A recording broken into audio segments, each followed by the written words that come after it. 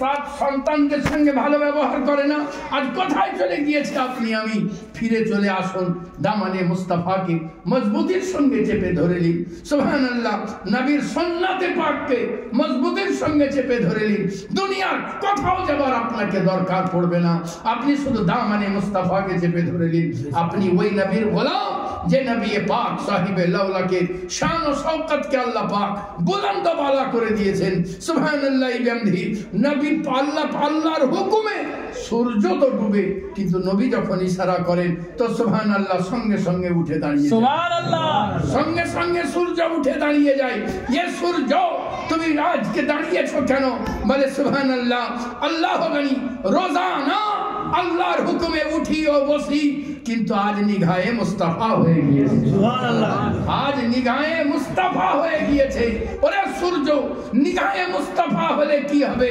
তো একজন বুজুর্গ বলতে আছেন, নবী সুবহানাল্লাহ जिस तरफ चश्मे मोहम्मद के इशारे हो गए, जितने जर्रे सामने आए सितारे। सुबहानल्लाह, नारे तकबीर, नारे रिसाला, या रसूल अल्लाह, नारे हैदरी, आज़मते मुस्तफा, गद्दीर 14तम गद्दीर सिंह ছোট হুজুর পাক কিবলা, নারে তাকবীর, নারে রিসালা, ইয়া রাসূলুল্লাহ।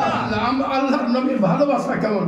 ওহদের প্রান্তরে নবী পাক সাহিবে লাউলা আপনি এসেছেন। সুবহানাল্লাহ, নবী পাক বললেন এই দিকে সাইডে তোমরা থাকো, এইখান থেকে নামবে না।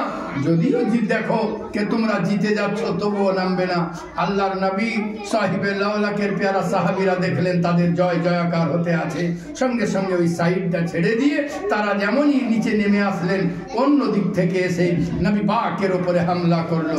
সুবহানাল্লাহ, যেমনই হামলা করা আল্লাহর নবী সাল্লাল্লাহু আলাইহি ওয়াসাল্লামের উপরে আল্লাহ গানি এমন ভাবে তলোয়ার চালিয়ে দিয়েছে, এমন ভাবে তলোয়ার চালানো হয়েছে আল্লাহর নবীর তাম সুবহানাল্লাহ হেলমেট ভেঙে গিয়ে নাট কপালের সুবহানাল্লাহ মাথার মধ্যে ঢুকে গেছে।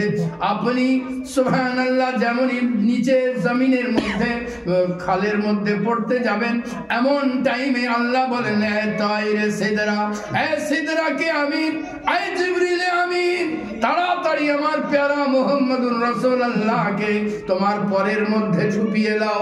সুবহানাল্লাহ, আল্লাহর নবী সাল্লাল্লাহু আলাইহি ওয়াসাল্লামকে পরের মধ্যে নিয়ে চলে এসে মাটির মধ্যে সুবহানাল্লাহ আল্লাহর নবী সাহিবে লাউলাকে রেখে প্যারা জিবরাইল আলাইহিস সালাম ওখান থেকে চলে গেলেন। চতুর্দিকে এলান হয়ে গিয়েছে যার নাম আছে মুহাম্মদ, তিনি শহীদ হয়ে গিয়েছেন, তিনি আর বেঁচে নাই।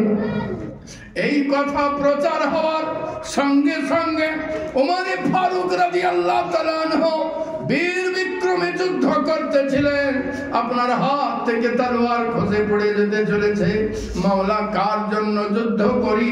যে নবীর জন্য এতক্ষণ লড়তেছিলাম, তিনি যখন আমাদের মাঝে নাই, মাওলা এখানে থেকে কি হবে? আপনি সুবহানাল্লাহ শহীদ হওয়ার জন্য আপনি তলোয়ার গুটিয়ে নিয়েছেন। এ আমার প্যারা, চতুর্দিক থেকে আওয়াজ আসতে আছে যার নাম আছে মুহাম্মদ সাল্লাল্লাহু আলাইহি ওয়াসাল্লাম, তিনি আর বেঁচে নাই।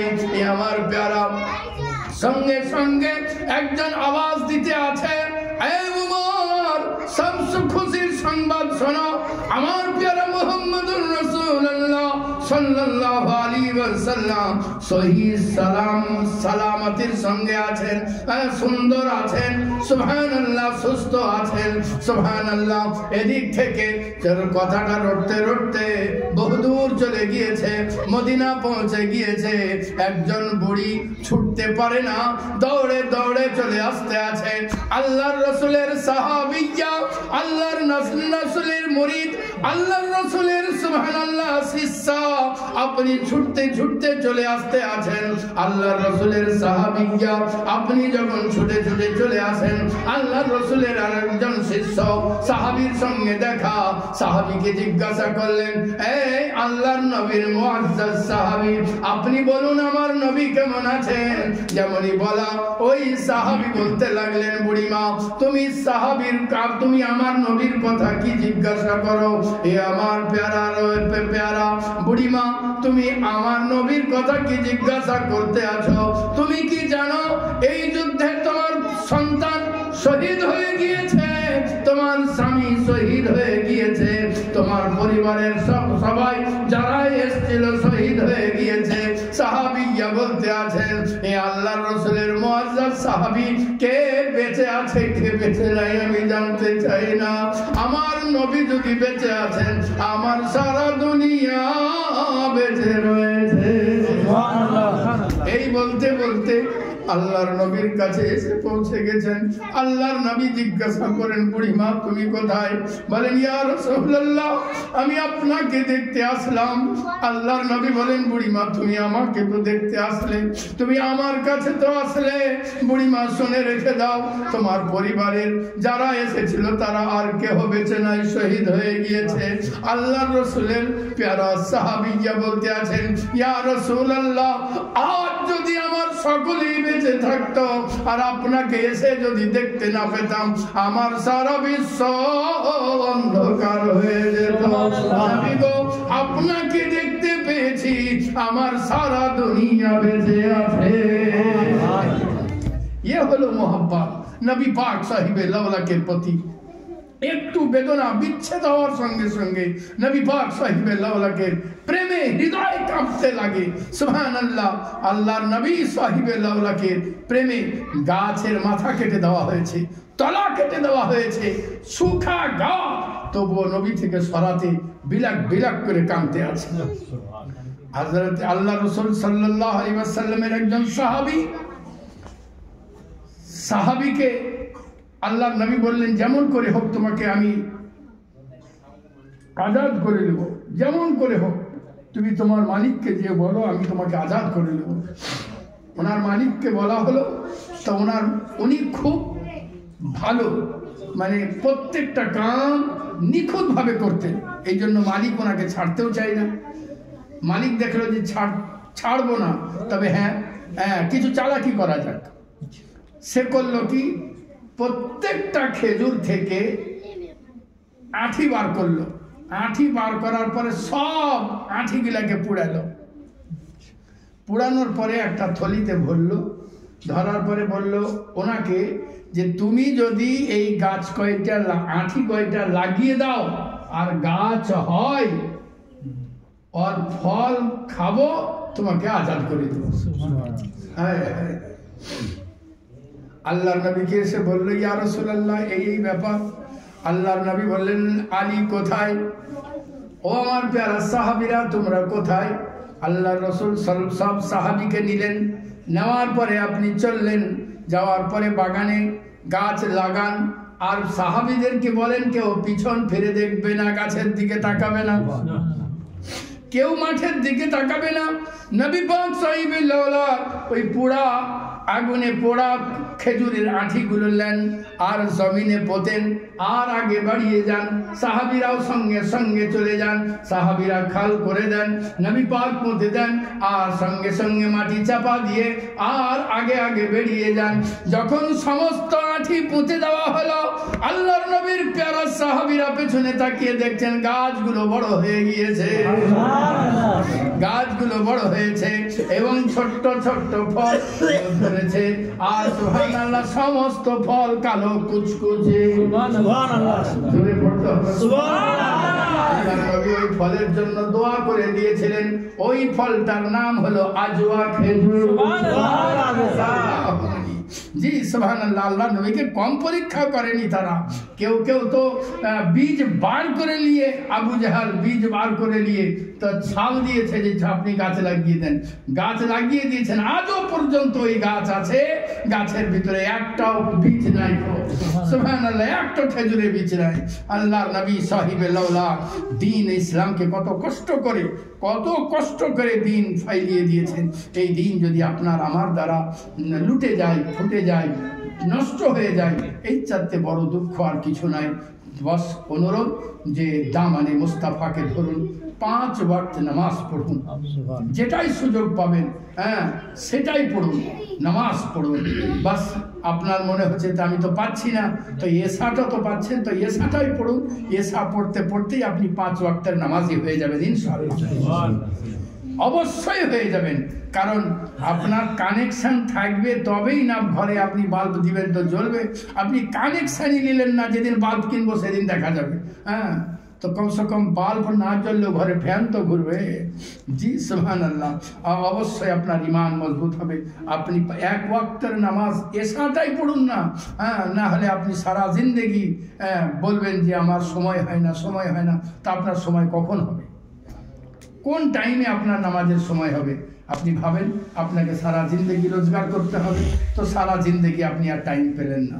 আপনাকে সুবহানাল্লাহ বয়স হয়ে যাওয়ার পরে হাঁটুতে ব্যারাম হবে, আপনি হাঁটু পশ্চিম দিকে 60 হবে বলে আপনি আর নামাজ পড়তে যেতে পারলেন না। হ্যাঁ, আপনি ঠিকমতো রুকু করতে পারলেন না, সেজদা করতে পারলেন না। আমি এক জায়গায় গেছিলাম, আমার পাশে একজনের নামাজ পড়ছিলেন, স্বাস্থ্য ভালো, তো উনি যা কষ্ট করে উঠছেন আর বসছেন, তা আমার মনে হচ্ছে আমি নিজেই নামাজ ভেঙে দিয়ে ওকে ধরি আর বসাই। জি, কত কষ্ট। হ্যাঁ, এখন শরীরে তাকত আছে, শরীরে বল আছে, এই অবস্থায় নামাজ আল্লাহর দরবারে বেশি গ্রহণযোগ্য বলতে হ্যাঁ, আল্লাহ নবী সাহিবে লাউলাকের এই যে নিয়ামত পারা নামাজ আপনার আমার কাছে আছে। হ্যাঁ, আপনি আমি মনে করি যে আমার নবীর, অনেকে মনে করে হ্যাঁ যে নবীর ভ্যালু কি আছে, ভ্যালু আল্লাহর নামাজ পড়বো, আল্লাহকে ডাকবো। আরে পুরা নামাজটাই তো নবীকে নিয়ে।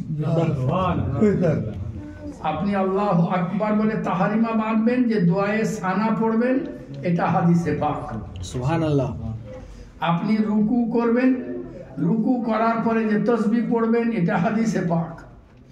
আপনি সাজদা করবেন, সাজদা করে যে তাসবিহ পড়বেন, এটা হাদিসে পাক। আপনি সূরা ফাতিহার পরে যে আমিন বলবেন, এটা হাদিসে পাক। আপনি নামাজে যে সালাম ফিরাবেন, এটা হাদিসে পাক। আর তাহিয়াত আছে, ওটা হাদিসে পাক। আপনি যে দরুদে পাক পড়বেন, ওটা হাদিসে পাক। তো আপনি কোন টাইমে আপনি নবীকে ভুলবেন? জি সুবহানাল্লাহ বিহামদি। বাস আল্লাহ তো চান আদায়। হ্যাঁ, আর আপনি যদি খাতাতে আল্লাহ পাকের নাম লেখেন, তো দেখবেন রুকু দাঁড়া থেকে সাজদা পর্যন্ত পুরোটাই আল্লাহ হচ্ছে। সুবহানাল্লাহ। দাঁড়িয়ে থাকা থেকে সাজদা পর্যন্ত সমস্তটাই আল্লাহ লেখা হয়ে যাবে। জি সুবহানাল্লাহ বিহামদি। বাস এই বলেই বক্তব্যের সমাপ্তি ঘটায়। নামাজ পড়ুন, নিজেদের জিন্দগিকে সুন্দর করুন। অবশ্যই টাকা দরকার, টাকা ছাড়া না কাফন পর্যন্ত হবে না, কবরের দাফন পর্যন্ত হবে না। টাকার দরকার, তা বলে এত টাকার দরকার নাই যে আল্লাহ আল্লাহ রসুল নারাজ হয়ে যায়। হ্যাঁ, এক মাওলানা বিবির অল্প টাকা রোজগার করে নিয়ে আসতেন, তো বিবি বললো যে তুমি টাকা আনতে পারো না? তো উনি বলছেন যে টাকা কি হবে, আমি যদি ইচ্ছা করি তো থুপু দিয়ে টাকা রোজগার করে নিতে পারি, কিন্তু টাকাটা আমার কাছে কোনো ব্যাপার না। তো স্ত্রী খুব সুন্দরী মহিলা ছিলেন, তার রাগ উঠে গেছে, বলে তুমি যদি থুতু দিয়ে টাকা রোজগার করতে না পারো তো তুমি আমার জন্য হারাম। তো স্বামীরও রাগ উঠে গেছে, মৌলানা মানুষ, বহুত পণ্ডিত মানুষ, তো বলছে যে তুমি আমার জন্য হারাম, তো আমি যদি থুপ দিয়ে রোজগার না করতে পারি তো তোকে 3 তালাক থাকলো। বলার পরে বিজ্ঞ পণ্ডিত মুক্তি মানুষ, হায় আল্লাহ কি করলাম, এত সুন্দরী মৌলবীকে বউ কে দিবে, আর আমি কি করলাম ভাবতে ভাবতে উনি বললেন যে থাকো তুমি ওই বাড়ি থেকে অন্য জায়গা চলে গেল। অন্য এক জায়গা গিয়ে সুবহানাল্লাহ বিহামদিহি 3টে জমি পার হয়ে এক মসজিদে এক জায়গায় কাজ করতে লেগে গেলেন। ওকে মৌলভী সাহেব বলছেন যে পড়ালেখা কিছু করেছো? তো বলছে না ভাই, পড়ালেখা বাইরে চলো বলছি, কারণ ও জানে যে মসজিদে মিথ্যা বললে আল্লাহ কি করবে।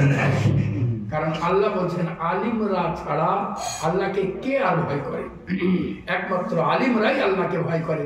তার মানে হলো যে যত জানবে বেশি সে ভয় করবে বেশি, কিন্তু এখন উল্টা। হ্যাঁ, এখন উল্টাটো, যে বেশি জানে সে কল ঠিক করছে যে এটার পরে ইস্তেগফার করে নেব, তওবা করে নেব, তারপরে যা হবে। কিন্তু তওবা করাটা আল্লাহর দরবারে গ্রহণযোগ্য হচ্ছে কিনা সেটাও তো দেখতে হবে, সেটাও দেখতে হবে যে আপনি তওবা করলেন, তওবাটা আল্লাহর কাছে কবুল হলো কিনা। সুবহানাল্লাহ। তো আল্লাহ ও মনে করলেন তার বাইরে চলো, বলছি বাইরে যাওয়ার পরে ওকে বললে যে ভাই আমার পড়ালেখা সেরকম কিছু নাই, আপনি আমাকে শিখান তো আমি শিখবো। তো ওকে বলেন বলো আলিফ, তো বলছে আলিফ, বলে না বলে না বলে না।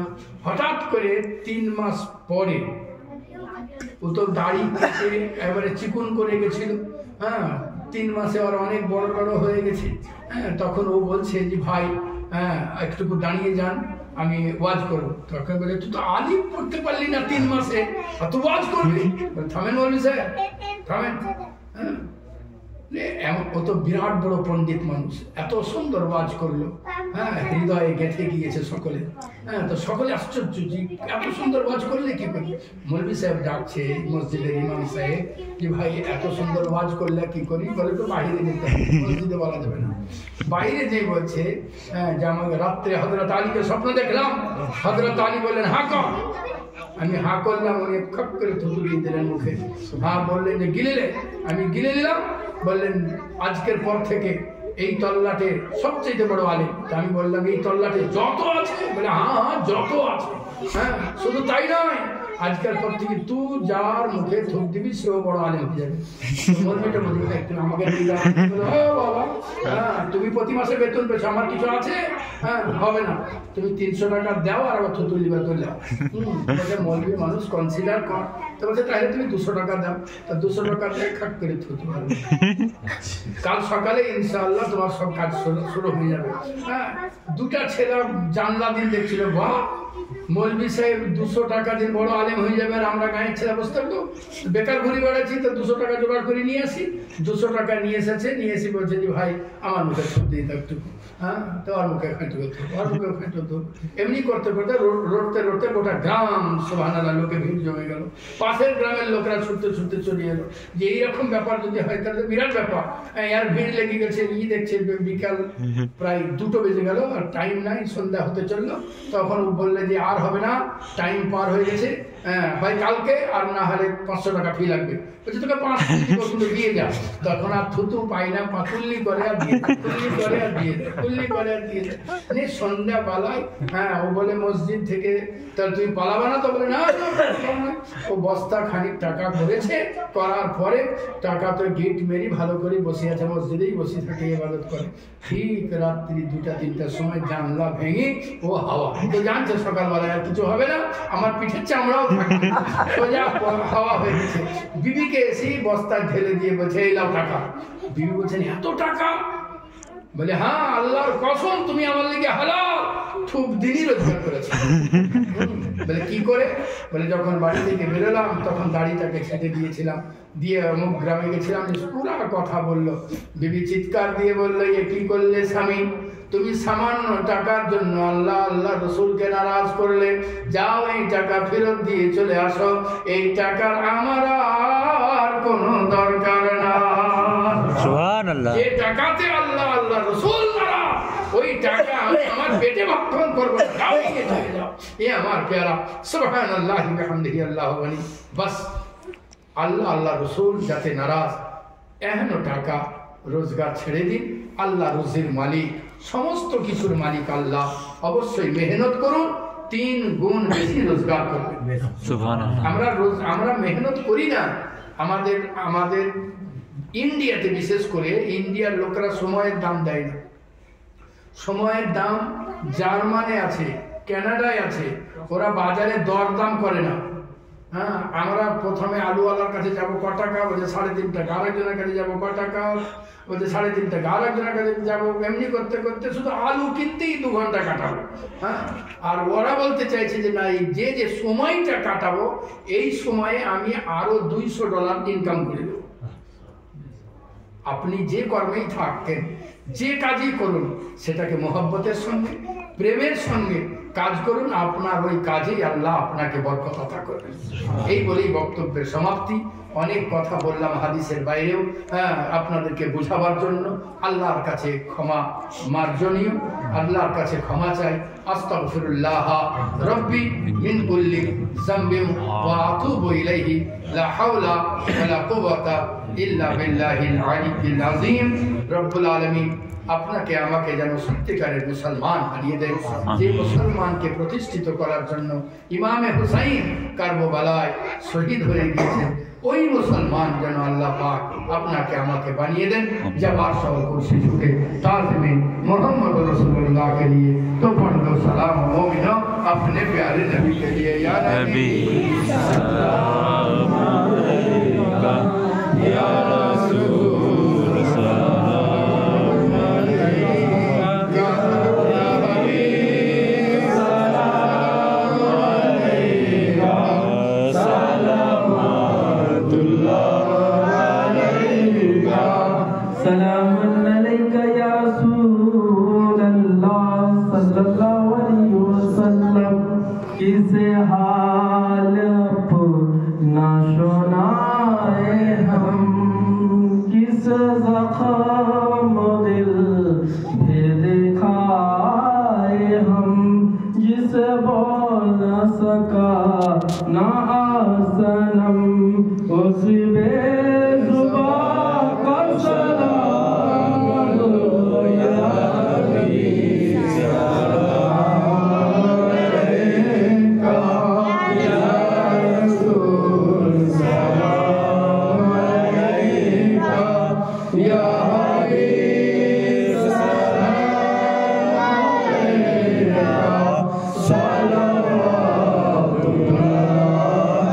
अलैका तुम्हारी नूरे आलोके जागरण एलो दुलाके गाहिया उठिलो बुलबुल फूटिलो कुसुम फुलाके या नबी सलाम अलैका या रसूल सलाम अलैका या हबीब सलाम अलैका सलावतुल्लाह अलैका। नबीना करे दुनियाয় না হয়ে ফেরেশতা খোদার করেছো তোমার হাবিবের উম্মত তার তরে শুকর হাজার বার। ইয়া নবী সালাম আলাইকা ইয়া রাসূল সালাম আলাইকা সালাওয়াতুল্লাহ আলাইকা। আসসালাতু ওয়াসসালামু আলাইকা ইয়া রাসূলুল্লাহ সাল্লাল্লাহু আলাইহি ওয়াসাল্লাম। বিউম্মি বালাগাল উলা বিকামালিহি কাশফুল দুজা বিকামালিহি হাসানান জামিয়া হাসানাতিহি সাল্লাল্লাহু আলাইহি ওয়া সাল্লাম আলা رسول الله مرحبا مرحبا يا رسول الله مرحبا يا نور عيني مرحبا مرحبا يا جد الحسن والحسين مرحبا بلغ العلا بكماله كشف الدجى بجماله حسنت جميع خصاله صلوا عليه وآله اللهم سبحان الله وبحمده وعدد خلقه وزينة عرشه الله جزا الله عنا محمدا ما هو আলামিন। সবাই মিলে প্রাণ ভরা ভালোবাসা নিয়ে যা কিছু ত্রুটি মুক্ত করে দেয় হিসাবে রসুলের পাক সাহিবে লৌলাকে রোজা